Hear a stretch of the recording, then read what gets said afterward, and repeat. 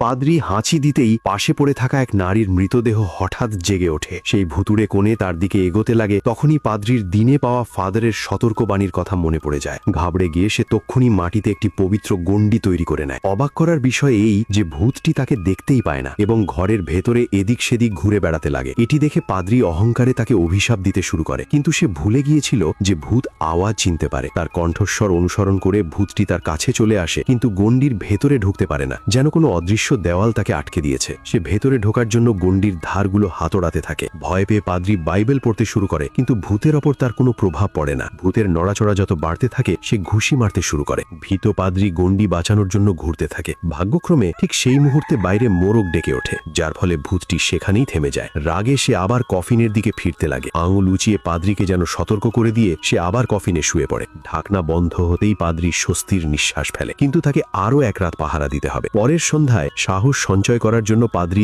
2 litre মদ খেয়ে নেয়। নেশার ঘোরেও সে পবিত্র গণ্ডি তৈরি করে এবং ভূতটিকে গালাগালি দিতে লাগে। পরের মুহূর্তেই কফিনটি হঠাৎ হাওয়ায় ওড়ে এবং তার দিকে তেড়ে আসে। পাদ্রী ঘাবড়ে গিয়ে মন্ত্র পড়তে থাকে এবং ভুতুড়ে কোনি কফিনে সাওয়ার হয়ে গণ্ডির উপর আঘাত করতে থাকে। মন্ত্র ব্যর্থ হতে দেখে সে নিজের জুতো খুলে ভূতের গায়ে মারে, কিন্তু তাতে ভূতের কোনো ক্ষতি হয় না। তখনই বাইরে আবার মোরগ ডেকে ওঠে। ভূত সঙ্গে সঙ্গে কফিনে ফিরে যায়। পাদ্রী পুরোপুরি ক্লান্ত হয়ে পড়েছিল এবং মৃতদেহটি রাগে নিজের চোখ বন্ধ করে। আপনি কি কখনো এমন সুন্দরী ভূত দেখেছেন?